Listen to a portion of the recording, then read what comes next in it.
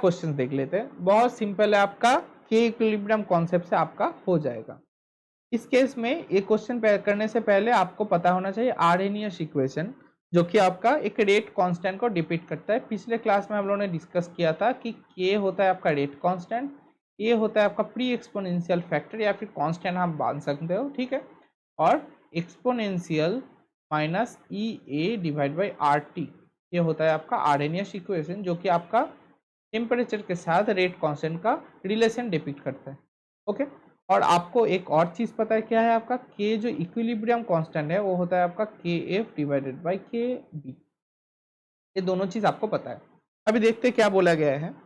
यहाँ पे एक प्लॉट गिवन है, the plot between log K F and 1/t for a reversible reaction A gaseous to P gaseous. तो फिर एक जो रिएक्शन है उसके लिए आपके पास एक प्लॉट गिवन है, log K F versus 1/t का प्लॉट आपका गिवन है, ठीक है। अभी ये जो रिएक्शन है इसमें एक फॉरवर्ड रेट कांस्टेंट होगा, क्योंकि ए टू पी क्या है आपका फॉरवर्ड रिएक्शन, पी टू ए क्या होगा आपका बैकवर्ड रिएक्शन, उसके कॉरस्पॉन्डिंग जो रेट कांस्टेंट है उसको हम बोल सकते हैं के बी। ओके, और के इक्विलिब्रियम क्या हो जाएगा के एफ बाई के बी। तो फिर के एफ के केस में हम बोल सकते हैं, देखिए, तो फिर हम फॉरवर्ड रिएक्शन के रेट के लिए बोल सकते हैं के एफ इक्वल्स टू हो जाएगा आपका A F, okay, multiplied by exponential minus activation energy of forward हो जाएगा divide by R T. Okay, similarly अगर हम बात करें बैकवर्ड रिएक्शन के केस में, तो फिर उसके लिए आपका रेट कांस्टेंट हो जाएगा के बी, ये हो जाएगा आपका A B multiplied by exponential minus E backward divide by R T. तो फिर ये दोनों इक्वेशन हम लिख सकते हैं for forward reaction and for backward reaction. समझ में आ गया? अभी देखिए क्या क्या दिया गया है यहाँ पे। यहाँ पे एक प्लॉट दिया गया है जो कि आपका के एफ के करस्पॉन्डिंग है, इसका मतलब फॉरवर्ड रेट कांस्टेंट के करस्पॉन्डिंग आपका प्लॉट दिया गया है। अभी अगर हम इक्वेशन 1 को अगर लॉग ले लें तो फिर क्या हो जाएगा, बाय टेकिंग लॉग हम बोल सकते हैं लॉग के एफ, ठीक है, ये हो जाएगा आपका log A F, okay, minus क्या हो जाएगा E F divided by 2.303 R T, ये हो जाएगा आपका। लॉग लेने से क्या हो जाएगा, एल लेने से आपका एक्सपोनेंशियल टर्म गायब हो जाता है, और एल को अगर लॉग में कन्वर्ट करें तो फिर 1/2.303 आपका मल्टीप्लाई हो जाएगा। तो फिर हम लोगों ने डायरेक्ट लॉग में कन्वर्ट कर दिया, एक्सपोनेंशियल टर्म गायब हो गया और आपका 2.303 टर्म आपका इंट्रोड्यूस हो गया। समझ में आ गया? अभी क्या बोला गया है, प्री एक्सपोनेंशियल फैक्टर दिया गया है, इसका मतलब ए का वैल्यू आपका दिया गया है, this is for forward reaction and this is for backward reaction. अभी आपको पूछा, आपको और क्या क्या दिया गया है, लॉग के का वैल्यू दिया गया है at 500 kelvin, the value of log K B at 250 kelvin. इसका मतलब 250 केल्विन में आपका लॉग के बी का वैल्यू आपको चाहिए, ठीक है। ओके, समझ आ गया? अभी आगे एक काम कर सकते हैं, देखिए यहाँ पे एक प्लॉट है आपका लॉग के एफ के और 1/t का प्लॉट है।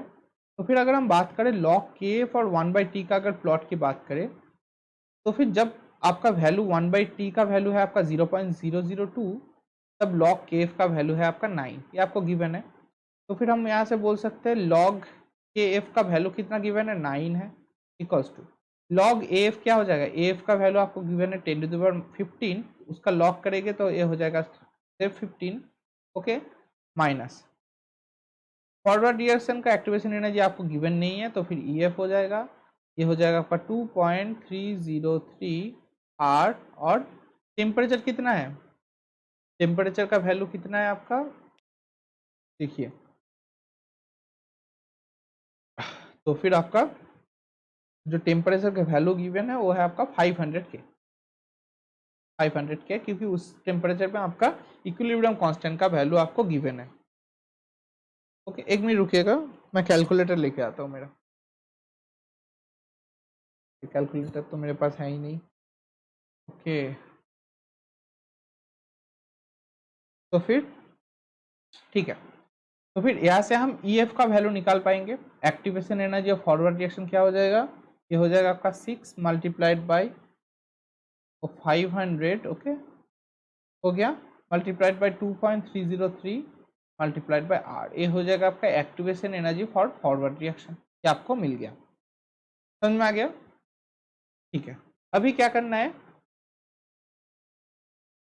आपको पता है के इक्विलिब्रियम क्या है आपका, K F forward divide by K B, और के एफ को हम लिख सकते हैं A F into E to the power minus E F by R T, हम लिख सकते हैं, बिल्कुल लिख सकते हैं, डिवाइडेड बाई, इसको लिख सकते हैं A B multiplied by E to the power minus E B by R T, हो गया। अभी इसको क्या लिख सकते हैं, देखिएगा, इसको लिख सकते हैं A F divide by A B E to the power minus E F minus E B divided by R, ये हम लिख सकते हैं। ओके, समझ में आ गया?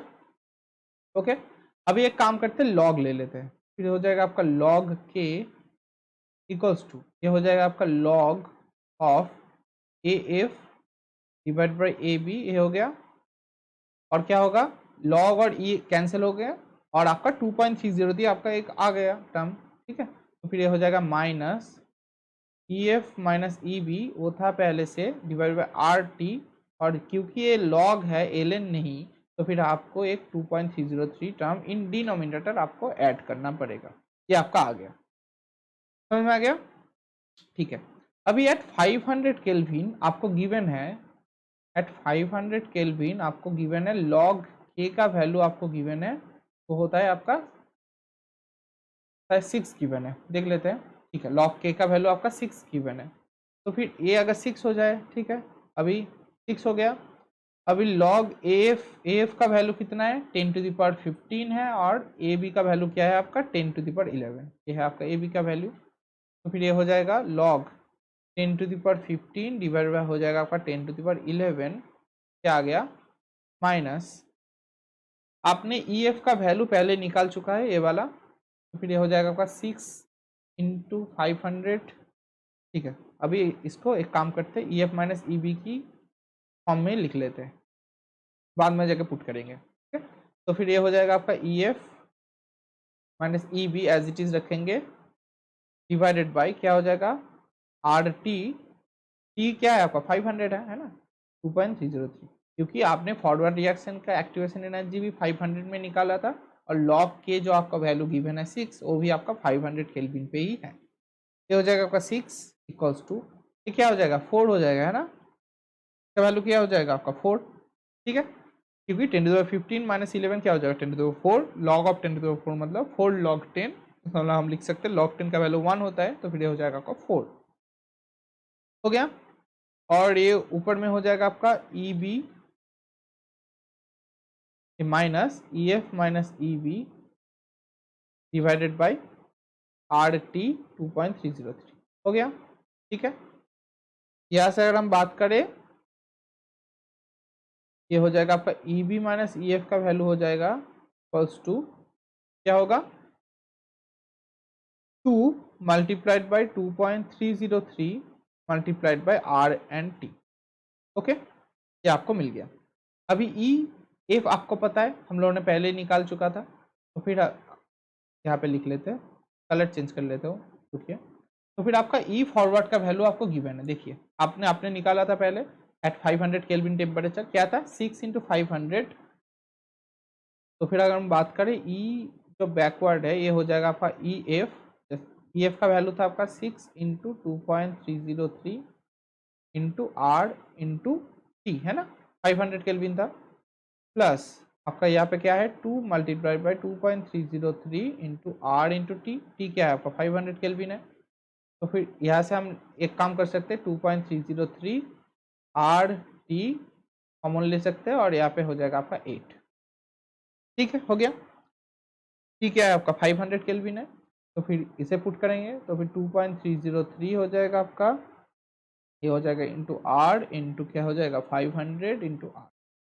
500 इंटू आर, ठीक है, तो फिर ये हो गया आपका activation energy for backward reaction, दोनों आप लोगों ने निकाल लिया है। अभी क्या करना है, सिंपल, कुछ नहीं है, देखिएगा क्या बोला गया आपका, आपको लॉग के बी का वैल्यू चाहिए, तो लॉग के बी क्या होगा आपका, देखिए एक सेकंड रुकिएगा, तो आपको निकालना है लॉग के बी का वैल्यू, तो आपको क्या पता है आरएनए इक्वेशन से, के बी हम लिख सकते हैं A B multiplied by exponential E minus E B divide by R T. ठीक है, हम निकाल सकते हैं।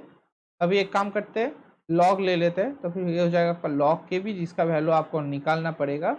ये हो जाएगा आपका लॉग ए बी, जो कि आपका कांस्टेंट टर्म है, प्री एक्सपोनेंशियल फैक्टर जो गिवन है आपका 10⁻11, और हो जाएगा आपका माइनस ई बैकवर्ड जो आप लोगों ने निकाल लिया है वो पुट करेंगे, आर टी पुट करेंगे और 2.303, क्योंकि हम लोगों ने लॉग लिया है यार। लॉग के बी का वैल्यू हमें निकालना पड़ेगा। अभी लॉग ए बी का वैल्यू क्या है, ए बी गिवन है आपका 10⁻11 है ना, 10⁻11 आपको गिवन है, माइनस ई बी का वैल्यू हम लोगों ने निकाल लिया है 8। ई बी का वैल्यू क्या है 8 multiplied by R multiplied by, ठीक है, क्या है आपका 500 है ना, यह है आपका ई बी का वैल्यू मल्टीप्लाइड बाय आपका, और क्या बचा 2.303 आपका बचा था। और आपको देखिए क्वेश्चन में मेंशन्ड है आपका लॉग के भी निकालना है, ये देखिएगा लॉग के भी आपको निकालना पड़ेगा एट 250 केल्विन टेम्परेचर। ठीक है, तो फिर नीचे क्या हो जाएगा आर मल्टीप्लाइड बाय टेम्परेचर किस में निकालना पड़ेगा आपको 250 केल्विन में मल्टीप्लाइड बाय 2.30। अभी आपके पास आपको एक डाउट आएगा कि हम लोगों ने तो एक्टिवेशन एनर्जी और बैकवर्ड रिएक्शन इन 500 केल्विन निकाला था, और यहाँ पे आपका लॉग के बी का वैल्यू आपको 250 केल्विन में निकालना पड़ेगा। तो फिर हम 500 केल्विन में के जो वैल्यू है उसको क्यों यूज़ कर रहे हैं। तो फिर मैं आपको ये बता दूं कि जो एक्टिवेशन एनर्जी है ये क्या है आपका एक्टिवेशन एनर्जी, ई एफ और ई बी कोई भी बोल सकते हो। तो फिर एक्टिवेशन एनर्जी आपका इंडिपेंडेंट ऑफ टेम्परेचर होता है, इंडिपेंडेंट ऑफ टेम्परेचर। इसका मतलब 500 केल्विन पे जो एक्टिवेशन एनर्जी है 200 केल्विन पे भी आपका एक्टिवेशन एनर्जी सेम ही आएगा। ठीक है, एक्टिवेशन एनर्जी सिर्फ कैटलिस्ट के ऊपर डिपेंड करता है, क्योंकि कैटलिस्ट ही सिर्फ एक सब्सटेंस होता है जो एक्टिवेशन एनर्जी को डिक्रीज कर पाएगा। तो फिर ये क्या होता है आपका इंडिपेंडेंट ऑफ टेम्परेचर है। तो फिर हम बिल्कुल 500 केल्विन में जो एक्टिवेशन एनर्जी का वैल्यू निकला है उसको हम यहाँ पे यूज कर सकते हैं। ठीक है, यह है आपका रीजन।